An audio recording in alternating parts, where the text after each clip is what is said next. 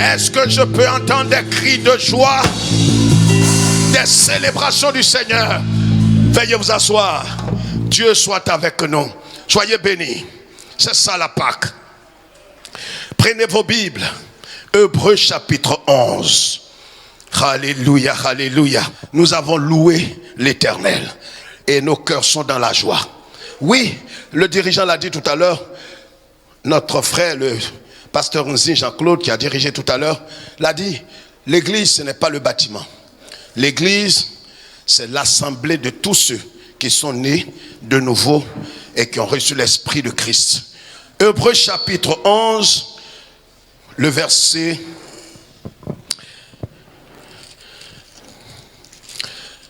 32 à 34. Nous lisons la parole de Dieu. Hébreux chapitre 11, le verset 32 à 34.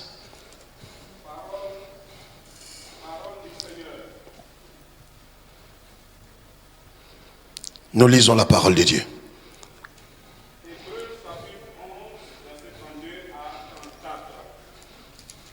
Et que dirais-je encore? Car le temps me manquerait pour parler de Gédéon, de Barak, C'est ça. de Samson, de Jephthé, C'est vrai. de David, de Samuel et des prophètes qui, par la foi, vainquirent des royaumes. Ils ont vaincu quoi? Des royaumes. Ils ont vaincu des royaumes. Exercèrent la justice. Obtinrent des promesses. Alléluia. Fermèrent la gueule des lions. Alléluia. Éteignirent la puissance du feu. Échappèrent aux tranchants de l'épée. Guérirent de leur maladie. Furent vaillants à la guerre. Mirent en fuite des armées étrangères. Alléluia. Amen. Que Dieu bénisse sa parole. Veuillez vous asseoir. Voici ce que nous déclare la parole de Dieu. La Bible dit en ce jour pascal, parlant des héros de la foi, de tous ceux qui ont combattu le bon combat, qui ont achevé la course, qui ont gardé la foi. La Bible dit qu'ils ont vaincu des royaumes. Ils ont vaincu des royaumes, frères et sœurs. Ils ont vaincu des royaumes. Et c'est pourquoi, voyez, ce matin, notre joie est grande parce que le Seigneur qui a conduit ces hommes par le passé, qui a conduit ces héros, ces champions, qui a conduit ces conquérants, la Bible dit, il est le même hier, aujourd'hui, éternellement. Quelqu'un me dit Amen.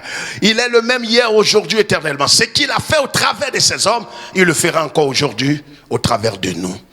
La Bible dit que ces hommes, qu'est-ce qu'ils ont fait? Ils ont vaincu des royaumes. Ils ont mis en déroute des armées étrangères. Et c'est fondamental. Frères et sœurs, c'est pourquoi notre message ce matin, en ce dimanche pascal, les 3 secrets des vainqueurs en Christ. Les 3 secrets de ceux qui triomphent. Les 3 secrets de ceux qui ont marché avec le Seigneur, qui ont combattu le bon combat, qui ont achevé la course et qui ont gardé la foi. C'est très important de savoir cela, frères et sœurs. Nous sommes, pour les croyants, véritables enfants de Dieu, nous sommes sur le chemin étroit. Après avoir reçu Jésus, parce que Jésus dit qu'il est la porte des brebis, et lui qui est la porte des brebis, il est en même temps le chemin, la vérité et la vie. Et nous devons comprendre que dès que nous recevons Jésus, nous passons par la porte en quelques secondes et automatiquement nous nous retrouvons jusqu'au soir de notre vie sur le chemin étroit. C'est ce chemin qui nous conduira par la vérité à atteindre la vie éternelle. C'est pourquoi sur ce chemin, nous avons la responsabilité, nous avons le devoir de rester ferme, fondé, enraciné dans la parole de Dieu. Ces hommes qui ont vaincu ces hommes qui ont triomphé, ces hommes qui ont combattu le bon combat, qui ont achevé la course, ils ont tous en commun quelque chose. C'est pourquoi je voudrais parler de 3 secrets qui caractérisent tous ces vainqueurs. 3 choses qui caractérisent ces champions, comme on peut les appeler, ces héros en Christ. Comprenez? De quoi s'agit-il? Les 3 secrets des vainqueurs en Christ. Un vainqueur, c'est qui? Un vainqueur, naturellement, nous savons que c'est une personne qui a gagné une bataille ou qui a gagné la guerre. Vous comprenez? Alors, en ce qui concerne ces vainqueurs en Christ, en vérité, comment est-ce qu'ils ont vaincu? Comment est-ce qu'ils ont triomphé? Comment ça s'est passé? Qu'est-ce qui a pu bien se passer pour que ces hommes puissent triompher? Voyez, nous sommes dans une période sensible. Depuis quelques mois,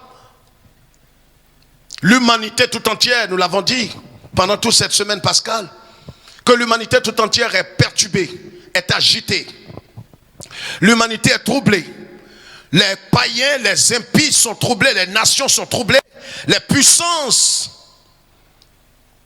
sont troublées, jusqu'à voir des chefs d'État ou des hommes d'État couler des larmes à la télévision. Ça veut dire que la solution n'est pas à portée de main en ce qui les concerne. Vous comprenez? Ils ont de l'argent, ils ont la puissance, ils ont de l'audience, mais ils n'ont pas la clé.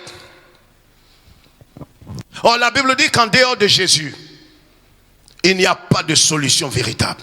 En dehors de Jésus-Christ, il n'y a pas de solution véritable. Il peut y avoir des semblants de solution, mais ce ne sera pas la solution. Parce que la solution, c'est une personne vivante. C'est Jésus de Nazareth. Jésus ne propose pas de solution. Parce que lui-même, sa personne est la solution à l'humanité. Jésus est l'espérance de l'humanité. C'est pourquoi, frères et sœurs, nous devons comprendre qu'est-ce qui est commun à tous ces vainqueurs, à tous ces champions, à tous ces héros, à tous ces hommes et ces femmes qui ont vaincu des royaumes, qui ont triomphé des royaumes, qui ont mis en déroute des armées tout entières, qui ont fermé la bouche aux lions. Voyez, l'apôtre Paul dira en Timothée, en 2 Timothée, que dans les derniers temps, il y aura des temps fâcheux et des gens seront perturbés au point où ils se donneront eux-mêmes une foule de docteurs pour leur dire ce qu'ils veulent entendre. Vous m'entendez? Et ces docteurs-là, qu'ils se sont donnés eux-mêmes, leur diront des choses agréables, des choses qu'ils veulent entendre. Mais ces choses que vous voulez entendre ne vous amènera jamais à la victoire véritable en Christ. Ces choses que vous désirez entendre vous-même, qui sont agréables à entendre, ne vous conduira pas à la victoire. Qu'est-ce qui a caractérisé? Quels sont ces 3 secrets ou ces 3 racines qui caractérisent tous ces vainqueurs que nous connaissons? Nous avons connu Moïse, nous avons connu Élie, nous avons connu des gens comme les Jephthé, nous avons connu des gens comme Josué, Caleb, comme Jérémie, comme David. Ces 3 caractéristiques à caractériser, pour parler ainsi, ces héros, ces champions, ces conquérants. C'est pourquoi sur le chemin de la vie éternelle, nous aussi, en cette saison difficile, nous devons être caractérisés par ces 3 racines. Nous devons être caractérisés parce qu'il est question de votre enracinement en Christ sera votre sécurité. Si véritablement nous sommes enracinés, comme le prophète Jérémie le dit en Jérémie 17, verset 8, comme un arbre planté près d'un courant d'eau, il ne voit même pas la sécheresse venir. Vous comprenez? Si réellement nos racines sont enfouies véritablement dans le Seigneur, nous aurons la certitude d'achever la course et surtout et par-dessus tout de garder la foi.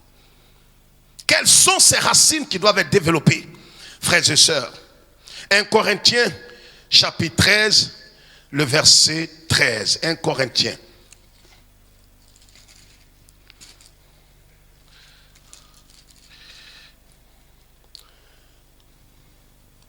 « 1 Corinthiens chapitre 13, le verset 13. Maintenant, Donc, ces trois choses demeurent. La foi, l'espérance, la charité. Mais la plus grande de ces choses, c'est la charité. Ça peut paraître paradoxal. Voilà ce que dit Saint Paul.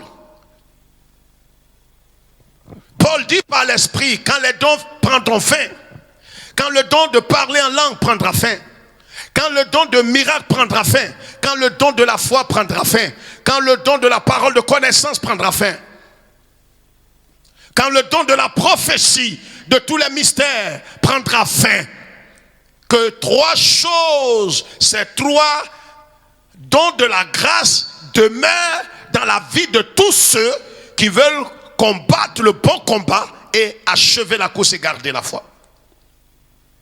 Il dit maintenant que ces trois choses demeurent, que la foi demeure, que l'espérance demeure et que l'amour, la charité demeure. Ces trois choses-là nous enseignent pas mal de choses. Vous comprenez? C'est des éléments importants. Demeure ici assigne une durée éternelle. Révèle ici une durée éternelle. Fait penser à une durée éternelle. Ce n'est pas durée dans un certain temps. Mais l'apôtre dit par le Saint-Esprit que ces trois choses-là demeurent. Que la foi demeure, que l'espérance demeure et que l'amour demeure. Que ces trois choses-là demeurent jusqu'au soir de votre vie. Et ces trois choses vont demeurer parce que ces choses-là doivent rester dans notre vie pour toujours et à jamais. Je voudrais prendre ici le cas pratique d'un homme dans la Bible que nous connaissons très bien. Et c'est ce qui va être l'objet de notre message ce matin. Son nom signifie Dieu sauve, exactement comme celui pour qui nous sommes là ce matin. Yeshua. Alléluia. Je vais parler de Josué, le serviteur de Moïse. Il n'avait aucun titre. Mais voyez, Josué, de tous ceux qui ont quitté l'Égypte, 430 ans de captivité, que Dieu par le canal du prophète Moïse a délivré de la captivité et de la main de Pharaon. Josué est un homme particulier, un homme spécial. Vous m'entendez? Voici l'histoire d'un conquérant, d'un vainqueur. Parce qu'il y a des valeurs que nous devons développer si nous voulons achever la course et garder la foi. Voyez, les choses ne vont pas se faire comme ça. C'est un combat. Et quand on parle de combat, ça veut dire qu'il y a beaucoup d'attaques. Ça veut dire aussi que nous pouvons tomber plusieurs fois, mais ne pas rester à terre et se relever. Quand on parle de combat, ça veut dire qu'on peut perdre la vie. Et Paul dit, j'ai combattu le bon combat. Voyez, en cette semaine pascale, ce dimanche de Pâques, nous devons reprendre véritablement foi, nous devons reprendre courage, redoubler d'efforts et continuer la marche, quel que soit tout ce que nous avons connu comme tristesse, comme douleur, quel que soit tout ce que nous avons connu comme attaque, ce que nous avons connu comme échec répété, comme perte.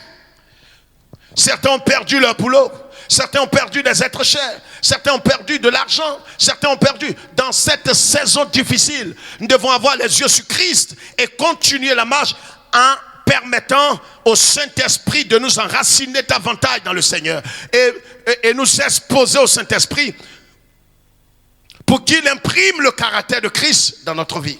Parce qu'en vérité, la finalité de toute chose, c'est que nous soyons semblables au Fils bien-aimé. Ce n'est pas de devenir des multimilliardaires, rien contre cela, mais c'est des tremplins. Ce n'est pas la finalité. Le but final de Dieu, ce n'est pas de danser en esprit.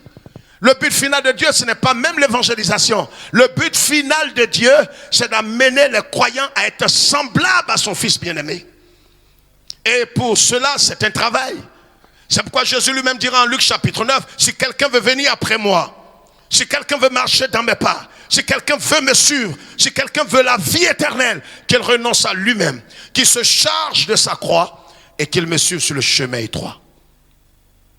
Josué est un serviteur modèle. Josué est un vainqueur, pas par sa propre force, parce que tous ces vainqueurs dans la Bible, ils n'ont pas vaincu par leur propre force. Nous allons voir l'histoire de Josué en Nombre chapitre 32.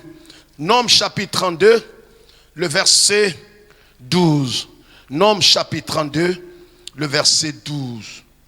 Voyez, voilà l'histoire de cet homme, ce conquérant, ce serviteur qui est un serviteur modèle. Alléluia. Nous devons avoir le témoignage et nous devons imiter de telles personnes. Voilà ce que Dieu dit. Lis à partir du verset 10 jusqu'au verset 13.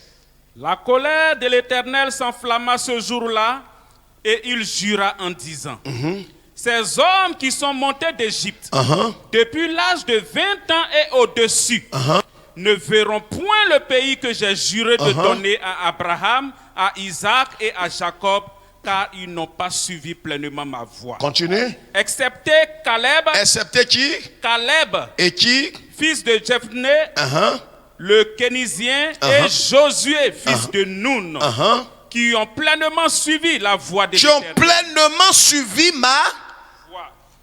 Qui ont suivi quoi? La voie de l'Éternel. Qui ont suivi la voie de l'Éternel.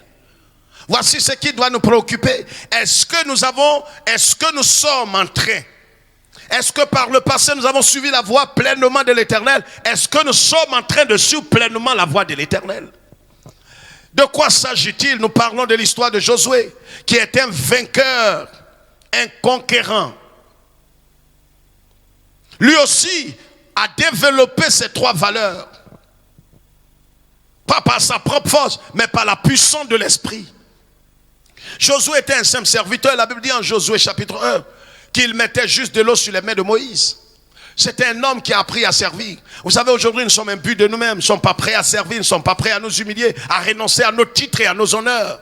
Et c'est pourquoi il y a tellement de troubles, d'incohérences aujourd'hui dans l'église évangélique. Chacun veut paraître, chacun veut être. On ne sait pas attendre le temps de Dieu, le temps kairos. Josué était un serviteur. Vous savez, dans la Bible, il y a deux types de serviteurs. Il y a le mercenaire et il y a le serviteur doulos. C'est ce que Jésus-Christ était. Jésus était un serviteur doulos, un serviteur esclave qui renonce à sa volonté propre et qui n'exécute que la volonté de celui qui l'a envoyé. C'est ce qu'il nous demande. Nous devons être des serviteurs doulos, des serviteurs esclaves et non pas des maîtres. Josué était un homme de cette trempe, un serviteur doulos. De quoi s'agit-il? De tous ceux qui sont sortis de l'Égypte. L'histoire nous dit qu'il y avait pratiquement près de 2 millions de personnes. De tous ceux qui sont sortis, ils n'ont pas marché conformément à la voie du Seigneur. Vous comprenez? Ils n'ont pas marché conformément à la pensée du Seigneur et à l'esprit du Seigneur. Et Dieu a décidé d'exterminer tous ces hommes. Mais vous savez, en toute chose, il y a une exception. Il y a des gens qui font toujours l'exception. Il y avait deux hommes, un certain Caleb et Josué. Et Dieu lui-même dit ici, dans ce passage que nous avons vu tout à l'heure, Nombre chapitre 32, il dit au verset 12, excepté, c'est Dieu qui le dit, excepté Caleb et Josué, fils de Nun, qui ont pleinement suivi la voie de l'Éternel. La colère de Dieu s'est enflammée contre tout le peuple. Et Dieu a décidé de façon irréversible que tous ceux qui sont sortis de l'Égypte et qui n'ont pas marché conformément à la voie du Seigneur doivent tous périr dans le désert. Ne jouez pas avec le péché. Aussi petit soit-il, le péché vous emportera certainement. Si vous ne voyez pas la gravité du péché, voyez comment Jésus est mort à la croix défiguré. Voyez comment Jésus a été abandonné par ses frères, par ses disciples, par ses compatriotes. Et comment Dieu lui-même, à un certain moment, l'a livré à lui-même. Le péché est extrêmement grave. C'est plus grave que tous les cancers réunis dans le monde. Le péché est grave. C'est pourquoi Dieu dit que le salaire du péché, c'est la mort éternelle. Ne jouez pas avec le péché. Josué a servi Dieu, Josué a craint Dieu, Josué a marché selon la voie du Seigneur. Vous comprenez? Et nous allons voir ici, ce Josué-là, qu'est-ce qui l'a caractérisé au point d'être mis à part par Dieu? Qu'est-ce qui a caractérisé la vie de Josué? Regardons la foi de Josué.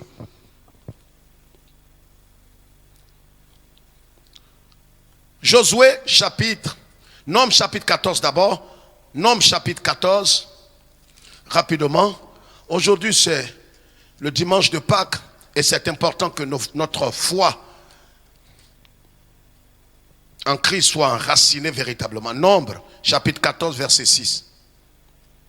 Et parmi ceux qui avaient exploré le pays, Josué fils de Nun et Caleb fils de Jephunné déchiraient leurs vêtements. Et parlaient ainsi à toute l'assemblée des enfants d'Israël.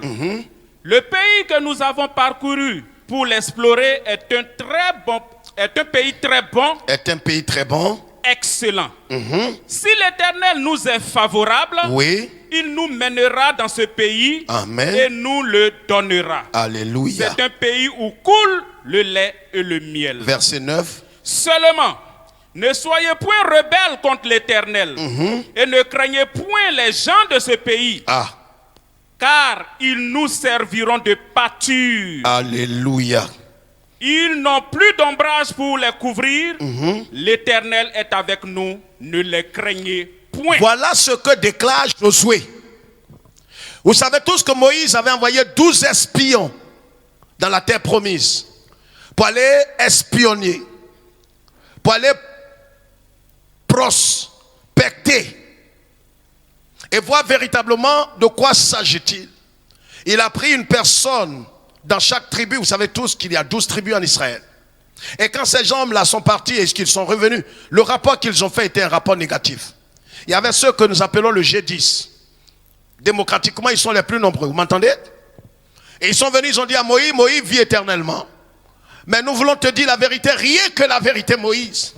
Voyez, tous ceux qui veulent se perdre, ils ne marcheront jamais conformément à l'esprit et à la pensée de la parole de Dieu. C'est Dieu qui leur a dit, je vous donne ce territoire et je vous donne cette partie de ce grand territoire. C'est un endroit où coule le lait et le miel. Dieu a donné une parole, Dieu a donné une promesse. Vous comprenez? Et quand Dieu parle, on n'a pas le droit de mettre en doute la parole de l'Éternel. Tous ceux qui ont vaincu, tous ceux qui ont triomphé, tous ceux qui ont combattu le bon combat ont toujours eu quelque chose en commun. Premièrement, la foi. La Bible dit en Hébreux chapitre 11 que or sans la foi, nul n'est agréable à Dieu. Hébreux chapitre 11, le verset 6. C'est par la foi que nous avons été justifiés. C'est par la foi que nous vivons la vie chrétienne véritable. C'est par la foi. La Bible dit que c'est par la grâce que vous êtes sauvés par le moyen de la foi. Or sans la foi, nul ne peut être agréable à notre Dieu. Et il va plus loin pour dire que le juste, il vivra par la foi. Frères et sœurs, nous ne devons pas marcher par la vue. Aujourd'hui, plusieurs sont timorés, plusieurs sont désespérés parce qu'ils veulent marcher par la vue et par l'écoute. Ils ne veulent pas marcher par la foi. Josué a marché par la foi. Tous ceux qui ont été des vainqueurs, des héros, ont marché par la foi. Or, sans la foi, nul n'est agréable à Dieu. Marchons par la foi. Ne marchons pas par la vue, par la pensée, parce que les hommes disent, marchons par la foi. Josué a marché par la foi. Quand ils sont venus, le G10 est venu, a dit à Moïse, Moïse, laisse-nous te dire une chose. Là où nous sommes partis, il y a des géants. N'agissons pas comme les enfants d'Israël. Qu'est-ce qu'ils ont dit? Ils ont dit à Moïse 4 choses principales. Ils ont dit, nous ne pouvons pas monter. Dans leur rapport, nous ne pouvons pas monter. C'est vrai, Dieu t'a dit que nous allons monter et nous emparer du pays, mais nous ne pouvons pas monter. Vous savez, le manque de foi contredit la pensée de Dieu. Et si vous marchez dans l'incrédulité, vous périrez. Si vous marchez dans le doute, vous allez perdre votre vie. Ils ont dit à Moïse, nous ne pouvons pas monter. En deuxième point, ils ont dit à Moïse, c'est un pays qui dévore ses habitants. Comment un pays normal peut-il dévorer ses habitants? Vous savez, quand vous ne marchez pas par la foi, vous dites des choses qui sont incongrues. Des choses qui ne sont pas des choses sages. Des choses intelligentes. La peur a amené certains. Voyez, la peur est le contraire de la foi. Là où il y a la foi, il n'y a pas de peur. Il n'y a que la crainte de l'Éternel. Mais voyez, cette situation a amené certains à ne même plus croire les promesses de Dieu.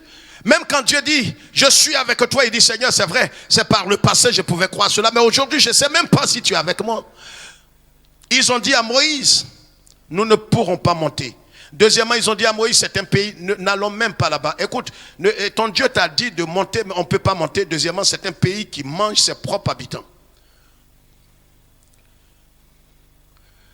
Ils ont dit à Moïse que nous avons vu des géants. Quand Dieu n'a pas parlé de géants, il dit des choses que Dieu n'a pas dites.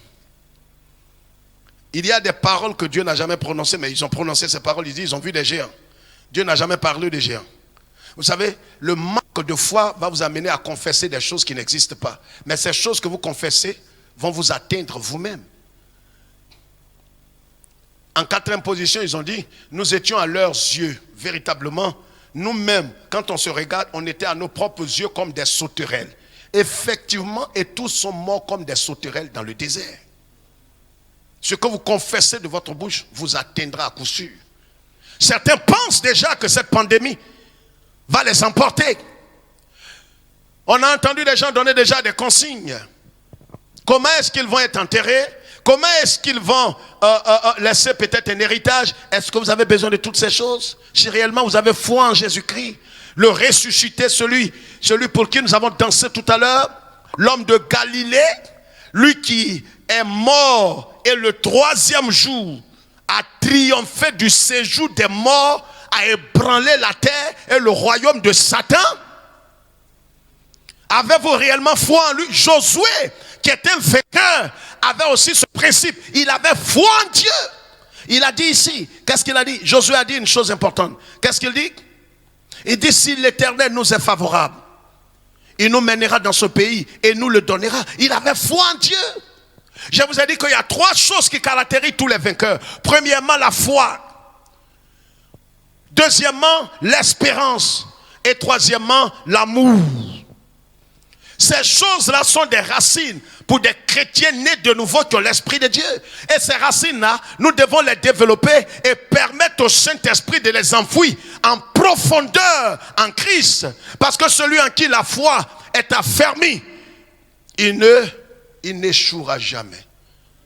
Il connaîtra des hauts et des bas, mais il achèvera la course. Vous m'entendez? Et c'est pourquoi ce dimanche pascal, nous devons comprendre que notre foi doit être enfouie, pas un homme, pas dans une religion, pas dans un pasteur, pas dans un archevêque, pas dans le pape évangélique. Mais notre foi ne doit pas être dans l'huile sacrée, dans de l'huile d'olive. Arrêtez ces idioties et ces idolâtries. Vous m'entendez là?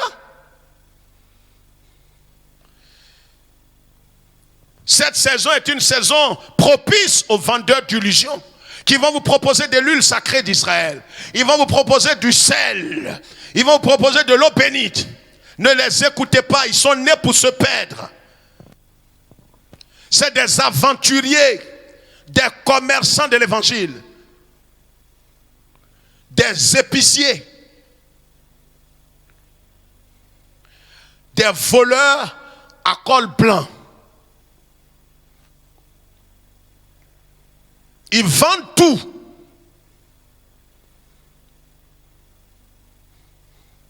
Vous êtes des brebis, mais vous n'êtes pas des moutons. Josué avait foi en Dieu. Il a dit l'Éternel Dieu, si l'Éternel nous est favorable, il nous mènera dans ce pays. Voyez, c'est ce qui est commun à tous les vainqueurs. Vous n'achèverez jamais la course si vous n'avez pas foi en l'Éternel. Pas foi dans votre église, pas foi dans votre pasteur, c'est de l'idolâtrie et du fétichisme. Mais foi en Jésus-Christ. C'est pourquoi la Bible dit que tout est possible à celui qui croit. Si nous avons réellement foi en Dieu, quelle que soit la situation, quelles que soient les intempéries, quelle que soit la tempête, nous chantons que parce qu'il vit, nous n'avons rien à craindre pour ce temps présent et pour l'éternité. Nous n'avons rien à craindre. La Bible dit, le malheur atteint souvent le juste, mais l'Éternel en délivre toujours. La foi. Josué avait foi en l'Éternel. Pendant que les autres pleurnichaient, pendant que les autres se plaignaient, pendant que les autres doutaient de la parole de Dieu. Si tu doutes de la parole de Dieu, au commencement était la parole. Nous avons été sauvés par la parole, pour vivre la parole. Si tu doutes des promesses de Dieu, tu auras des ennuis. Josué n'a pas douté. Vous comprenez pourquoi est-ce que quand Dieu a décidé de tuer tout le monde dans le désert, il a dit excepté Josué. Josué avait foi en Dieu. Est-ce que nous avons foi en Dieu? Les Hébreux, les enfants d'Israël, ont été impressionnés par quoi? Ils ont été impressionnés par ce qu'ils avaient vu. Ils ont été séduits par tout ce qu'ils ont vu à Canaan. Or Dieu leur avait donné sa parole. Il a dit, je vous donne Canaan, là où coule le lait et le miel. Il n'a pas parlé de géants. Il n'a pas parlé de quoi que ce soit. N'appelez pas conjuration ce que le monde appelle conjuration. Ne parlez pas comme les impies qui n'ont pas d'espérance. Tous les héros avaient quelque chose en commun. Ils ont trois choses en commun. Premièrement, la foi. Comme Josué a eu foi en Dieu, Moïse a eu foi en Dieu, Samuel a eu foi en Dieu. Est-ce que vous avez foi en Dieu? La Bible dit, mon juste vivra par la foi, pas par la vue.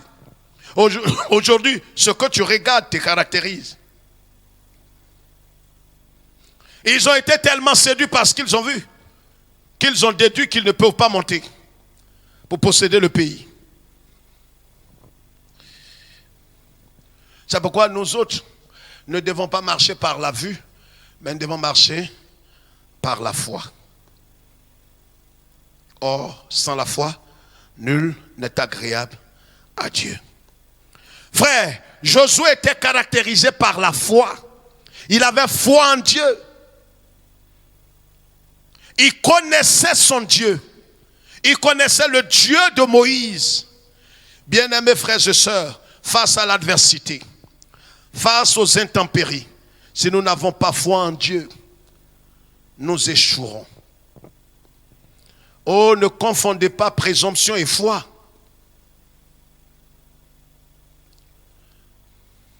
Ce que vous pensez être la foi n'est pas forcément la foi. La foi est fondée sur la parole de Dieu. Or, la parole de Dieu, c'est ce qui fait autorité en matière de foi. La parole de Dieu est fondée sur ce qui est irréversible, irrévocable, humiliable. La parole de Dieu seul. Ce n'est ni le pasteur, ni le pape, ni un prophète, ni l'archevêque. C'est la parole de Dieu qui fait autorité en matière de foi. C'est ce qui est humiliable. Tous peuvent se tromper, sauf la parole de Dieu. C'est pourquoi nos vies doivent être fondées sur la parole de Dieu. Notre foi, la foi, c'est une confiance absolue en Dieu. Que ce que Dieu dit est vrai et que ce qu'il a dit, il le fera. Voici la foi. Et Josué avait foi, Moïse a eu foi, Samuel a eu foi, Ézéchiel a eu foi. Tous les prophètes ont eu foi en Dieu. C'est pourquoi ils ont vaincu des royaumes. Ils ont fermé la gueule aux lions. Et en ce jour, nous commémorons la résurrection du Seigneur. nous devons pouvoir permettre au Saint-Esprit de développer ses valeurs en nous. Parce que le Saint-Esprit, si nous ne lui permettons pas de le faire, il ne le fera pas. Il ne nous contraindra jamais. On peut le frustrer, on peut l'offusquer, on peut l'empêcher.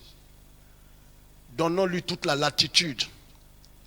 Et la Bible dit que la foi vient de ce qu'on entend. Et ce qu'on entend vient de la parole éternelle de Dieu. Donc la foi sort de la parole. Mais qui est-ce qui est mieux placé pour nous communiquer la parole? C'est le Saint-Esprit. C'est pourquoi notre vie chrétienne doit avoir une racine puissante. C'est la foi en Jésus-Christ. Le deuxième élément important, c'est l'amour. Aimer Dieu plus que tout et aimer son prochain comme soi-même. Josué avait cette valeur. C'est pourquoi il a achevé la course. Alléluia. Regardez ce que la Bible dit en Josué. Josué chapitre 24. Josué 24. Josué 24. Verset 7. Et puis, nous allons lire un peu plus loin. Vos pères crièrent à l'Éternel. Et l'Éternel mit des ténèbres entre vous et les Égyptiens. Il ramena sur eux la mer et les couvrit. Vos yeux ont vu ce que j'ai fait aux Égyptiens. Et vous restâtes longtemps dans le désert. Je vous conduisis dans le pays des Amoréens, qui habitaient de l'autre côté du Jourdain. Et ils combattirent contre vous. Je les livrai entre vos mains. Ok, va au verset 15 directement. Josué était en train de faire une complainte, était en train d'expliquer des choses. Parce que les enfants d'Israël, qui n'avaient pas foi en Dieu, avaient commencé à balancer, comme nous, plusieurs le sont aujourd'hui, à cause de la situation. Et ils ont commencé à être à califourchon. Ils ne sont plus fixés, ils ne sont plus fondés en Christ. Plusieurs aujourd'hui ne sont plus fondés. Mais maintenant ils flottent à tout vent de doctrine. Ils balancent. Josué va déclarer quelque chose qui va montrer. Vous savez, si vous avez la foi, que vous n'avez pas l'amour de Dieu, et que vous n'aimez pas Dieu par-dessus tout, là encore vous n'achèverez pas la course. Ce qui a caractérisé tous les vainqueurs, c'est qu'ils ont eu foi en Dieu, et ils ont aimé Dieu de tout leur cœur, de toute leur âme et de tout leur esprit. Et aimé leur prochain comme eux-mêmes. Tous les prophètes qui ont achevé la course, tous les apôtres qui ont achevé la course. Vous ne pouvez pas prétendre combattre le bon combat si vous n'avez pas foi, une confiance absolue en Dieu. Et si vous n'aimez pas Dieu par-dessus tout. Aujourd'hui, il y a des gens qui sont idolâtres. Ils aiment leur propre vie plus que Dieu. C'est de l'idolâtrie. Ils aiment leur argent plus que Dieu. Ils aiment leurs vêtements plus que Dieu. Des idolâtres. Même leur perruque. Ils aiment ça plus que Dieu. Quelle bassesse. Ils aiment leur argent plus que Dieu. Ils peuvent tout donner à Dieu, mais pas leur argent. Je connais des gens qui peuvent donner leur cœur parce que ça n'a pas de valeur pour eux. Dites à quelqu'un, quels sont ceux qui veulent donner leur cœur à Jésus? Ils sont les premiers à venir devant l'estrade. Mais vous dites maintenant, nous allons donner à l'Éternel. Je ne parle pas des vendeurs d'illusions qui pullulent partout, qui ont galvaudé et qui ont donné une autre image de donner à Dieu. Ces voleurs à col blanc là, qui font tout comme des commerçants dans l'église. Mais voyez, l'offrande fait partie de l'adoration. On ne peut pas prétendre aimer Dieu s'ils ne sont pas prêts à nous donner nous-mêmes et donner ce que nous prétendons être à nous. En vérité, la Bible dit en 1 Corinthiens 6 que nous avons été rachetés à un grand prix et nous ne nous appartenons plus. Alors si tu ne t'appartiens pas, ça veut dire que ce que tu prétends avoir là n'est plus à toi, c'est à Jésus-Christ. Ton argent appartient à Jésus. Mais comme tu es cupide et que peut-être de nature tu es voleur, tu ne peux pas, tu veux séparer les choses. Tu sépares ton cœur avec quoi tes biens. C'est-à-dire tu es prêt à donner ton cœur, mais tu n'es pas prêt à donner tes biens. Ça, c'est les chrétiens cupides. Les chrétiens étuchus. Les chrétiens religieux. Je crois de tout mon cœur que ce n'est pas ton partage, ce n'est pas ta portion. Et si c'était ta portion en ce dimanche pascal, chante d'attitude de cœur. On ne peut pas prétendre aimer Dieu sans donner à Dieu. Josué avait foi en Dieu, ce qui a caractérisé tous les vainqueurs. Mais au-delà de la foi, Josué avait aussi l'amour de Dieu. Il aimait Dieu plus que tout. Vous comprenez? Regardez ce qu'il dit. Le verset 15 dit quoi? Et si vous ne trouvez pas bon de servir l'Éternel, choisissez aujourd'hui qui vous voulez servir. Ou les dieux que servaient vos pères au-delà du fleuve. Très bien. Ou les dieux des Amoréens dans le pays desquels vous habitez. Moi et ma maison, nous servirons l'Éternel. C'est Josué qui a dit cette parole forte. Parce qu'il aimait l'Éternel de tout son cœur. Il aimait Dieu de toute sa vie. Il aimait Dieu de tout son esprit, de tout son corps, de toute son âme. Si nous aimons Dieu de tout notre cœur, frères et sœurs, nous sommes dans la bonne voie. Nous allons combattre le bon combat. L'amour va nous soutenir. Bien-aimés frères et sœurs. C'est pourquoi la Bible dit, si quelqu'un prétend aimer Dieu, qui n'aime pas son frère, il ne connaît pas Dieu, il n'est pas né de Dieu. Regardez ce que la Bible dit en Jean 14, verset 15. Jean 14, verset 15. Jean 15, verset 10. Et Jean 14, le verset 23 à 24. Rapidement. Nous allons aller dans le dernier point. Allons-y vite. Jean 14, verset 15. Si vous m'aimez, gardez mes commandements. On ne peut pas dire qu'on aime Dieu si on ne garde pas sa parole. L'amour de Dieu signifie que nous gardons sa parole. Garder sa parole, c'est pratiquer sa parole. C'est mettre sa parole en pratique. Jésus dit, si vous savez ces choses, vous êtes heureux, pourvu que vous les pratiquiez. Aujourd'hui, il y a des chrétiens de non. Il dit non, je suis un chrétien non pratiquant. Ça n'existe pas. Il n'y a pas de chrétien qui soit un chrétien non pratiquant. Quand on est chrétien, chrétien veut dire quelqu'un qui a reçu Christ. C'est vrai que ce nom-là aujourd'hui est galvaudé aussi. Tout le monde se réclame de Christ. Chacun dit qu'il est de Christ. Mais ils ne sont pas des pratiquants. Vous comprenez ce que je dis? Jésus dit, si vous m'aimez, gardez mes commandements. Si nous aimons véritablement Jésus, nous devons garder sa parole. La parole, c'est l'amour, ce n'est pas en parole. C'est un acte pratique. Vous lirez chez vous à la maison. Voyez Jean chapitre 15, verset 10. Jean 14, le verset 23 à 24. Nombre chapitre 24, verset 15 que nous avons lu. Et Josué 24, verset 7. Vous allez voir que Josué aimait véritablement Dieu et il aimait son peuple. Vous vous souvenez qu'il a déchiré ses habits. Il aimait tellement son peuple qu'il a déchiré quand il les a entendus dire, nous n'allons pas monter, nous n'allons pas réussir, nous serons dévorés par ces hommes comme des sauterelles. Josué a déchiré son habit. Il aimait tellement ses frères. L'amour de Dieu et l'amour de notre prochain, c'est le deuxième point, le deuxième secret de tous ceux qui ont triomphé. La troisième chose importante, c'est l'espérance. L'espérance, c'est l'attente de l'accomplissement certain. L'accomplissement certain des promesses de Dieu. C'est ça l'espérance.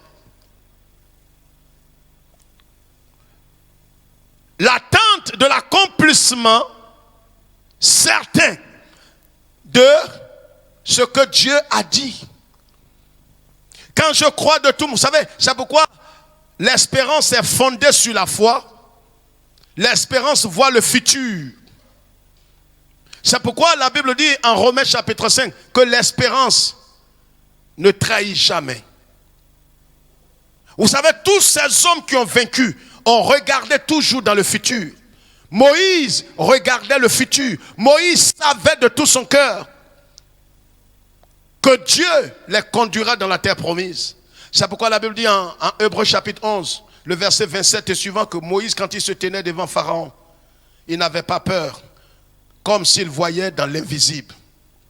Vous savez, l'espérance ne trahit jamais. Ces trois valeurs doivent caractériser chaque chrétien en cette semaine pascale. La foi, l'amour et l'espérance. Si nous marchons comme si tout se résumait à ce présent, nous sommes les hommes les plus malheureux de la terre. Notre espérance est Jésus-Christ. Nous sommes certains que Dieu accomplira ses promesses envers nous. Parce qu'il ne ment pas, il dit, il n'est pas un homme, un fils de l'homme pour mentir. L'espérance ne trahit jamais, frères et sœurs. Moïse avait l'espérance. Abraham, la Bible dit, c'est pourquoi il marchait comme un pèlerin. Et il dressait des tentes, il ne bâtissait jamais quelque chose de durable. Parce qu'il savait qu'il avait un pays qu'il attendait là-haut. C'est pourquoi l'apôtre Pierre dira, nous sommes des voyageurs et des pèlerins sur la terre.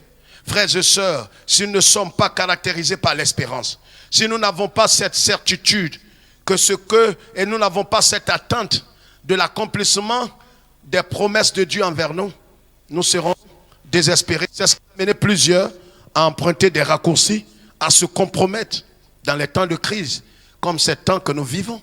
Beaucoup aujourd'hui ont jeté l'éponge. Certains sont allés jusqu'à dire, mais si Dieu est vivant, comme vous le dites, pourquoi il a permis cette pandémie qui est en train de décimer le monde? Mais souvenez-vous qu'en 1920, une pandémie a fait 100 millions de morts. Et Jésus est toujours vivant. Jésus est au contrôle de la situation. Rien n'échappe à notre Seigneur. Vous comprenez? C'est pourquoi rien ne doit vous amener à faire allégeance à qui que ce soit pour avoir la solution. Rien ne doit vous amener à vous compromettre. Rien ne doit vous amener à baisser les bras. Vous devez garder vos lampes allumées. Car le Christ est à la porte. L'espérance, c'est l'attente de l'accomplissement des promesses de Dieu envers nous. Josué avait cette espérance. C'est pourquoi il a triomphé. Vous comprenez? Josué chapitre 3, le verset 7. Proverbe chapitre 23. On va lire quelques passages et nous allons prier ce dimanche. Proverbe chapitre 23, verset 18. Proverbe chapitre 24, verset 14. Michée chapitre 7, le verset 7. Vous prenez note. Proverbe 23, verset 18. Proverbe 24, verset 14. Michée chapitre 7, verset 7. Le psaume 25, verset 5. Et le psaume 71, verset 5. Pasteur, Proverbe chapitre 23, verset 18. Proverbe 24, verset 14. Et le psaume 25. On va lire ces trois passages et nous allons prier. Proverbe 23, verset 18. Car il est un avenir et ton espérance ne sera pas anéantie. Ton espérance ne sera pas anéantie. C'est pourquoi ne baissez pas les bras. Voici les trois secrets, les trois racines que nous devons développer dans notre foi chrétienne. Dans notre vie chrétienne et sur le chemin de la vie éternelle, nous devons développer la foi. Nous devons développer l'amour. Nous devons développer l'espérance. Voici les trois racines principales. C'est pourquoi l'apôtre Paul, parlant aux Corinthiens, dans sa première épître, il leur a dit, à la fin du 13e chapitre, maintenant que ces trois choses demeurent. Que ces trois choses demeurent. Ce sont ces trois choses qui ont fait de lui le bon combattant. Ces trois choses qui l'ont amené à combattre le bon combat, à achever la course et à garder la foi. Paul avait foi en Dieu. Paul aimait Dieu. Il aimait son prochain. Paul avait l'espérance. Si ces trois choses vous manquent, tôt ou tard, vous jetterez l'éponge et vous quitterez la course. Ces choses ont caractérisé les héros de Non-Hébreux chapitre 11. C'est par la foi, c'est par l'amour et c'est dans l'espérance. L'espérance, c'est cette attente. L'espérance, c'est focalisée sur le futur. Vous comprenez? Notre vie, ce n'est pas ici-bas. Ce que nous voyons n'est qu'un avant-goût de ce qui nous attend dans l'éternité. Proverbe chapitre 24, verset 14 et Michée 7, 7. Allons-y très vite. De même, connais la sagesse pour ton âme. Connais la sagesse pour ton âme. Si tu la trouves, il est un avenir. Il est un avenir. Et ton espérance ne sera pas anéantie. Ton espérance aussi ne sera pas anéantie. Michée 7, 7. Et le dernier passage, psaume 25, verset 5. Le psaume 25, verset 5. Allons-y très vite. Et nous allons prier. Le psaume 25, verset 5.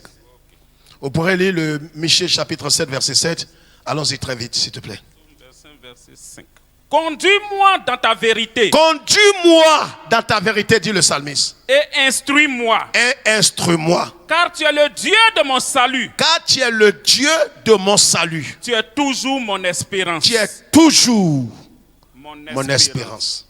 Jésus est notre espérance. Alléluia. Alléluia. Vous savez, la Bible dit que c'est en espérance que nous sommes sauvés. Notre espérance ne sera pas déçue.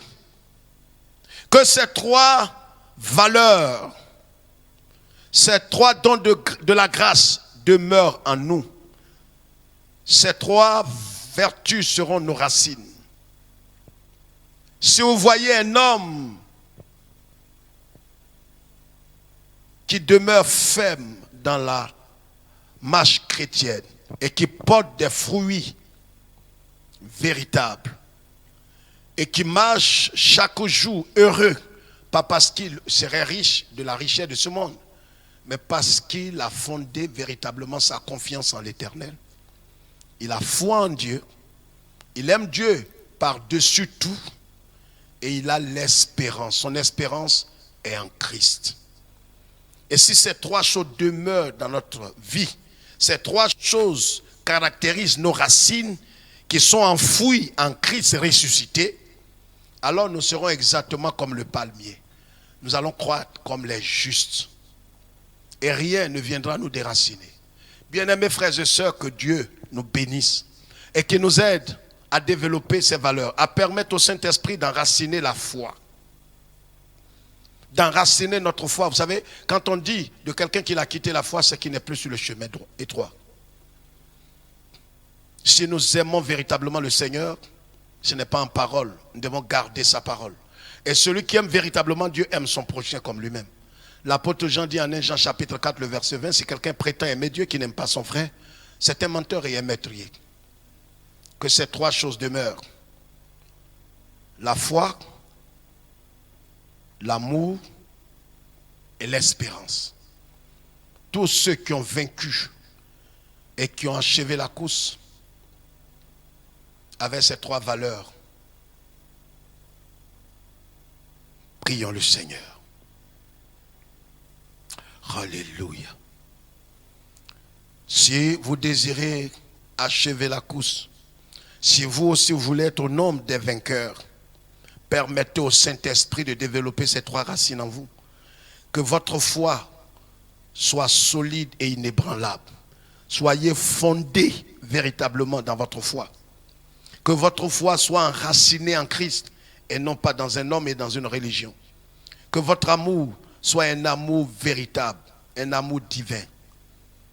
Un amour qui est un amour inconditionnel. Un amour qui vient de Dieu. Si vous aimez Dieu par-dessus tout, je vous annonce de tout mon cœur, conformément à la parole de Dieu, que vous acheverez la course. Et si par-dessus tout, vous avez mis votre espérance, qui est une attente de l'accomplissement certain des promesses de Dieu, alors vous n'allez jamais broncher, et vous n'allez jamais vous compromettre. Vous resterez, quelles que soient les attaques et les épreuves que vous vivez. Vous n'allez pas dire trop, c'est trop. Tous ceux qui ont Jésus-Christ comme leur espérance, ils disent jamais trop, c'est trop. Ils n'abandonnent pas la course parce qu'ils savent que leur Seigneur agira en dernière position. Béni sois-tu, ressuscité d'entre les morts, celui pour qui et par qui nous sommes. Seigneur, que ces racines soient enfouies en toi, que notre foi soit fondée sur toi, que notre amour soit fondé sur toi et que notre espérance soit fondée sur toi. Que la gloire et la louange te reviennent à toi seul. Bénis chacun de nous et garde-nous. Merci de nous rappeler ces paroles par le Saint-Esprit. Louange, gloire, règne, puissance, célébration à toi seul. Au nom de Jésus-Christ. Amen. Que le Seigneur notre Dieu vous bénisse et qu'il vous fortifie. Gardons la foi. Aimons Dieu par-dessus tout. Espérons contre toute espérance. Et nous achèverons la course. Et nous aurons cette certitude que nous avons gardé la foi. Dieu est avec vous. Bonne fête de Pâques. Demeurez serein, imperturbable. Et surtout, n'oubliez pas les consignes que les autorités ont données dans vos différents pays. Dieu est avec nous. Shalom.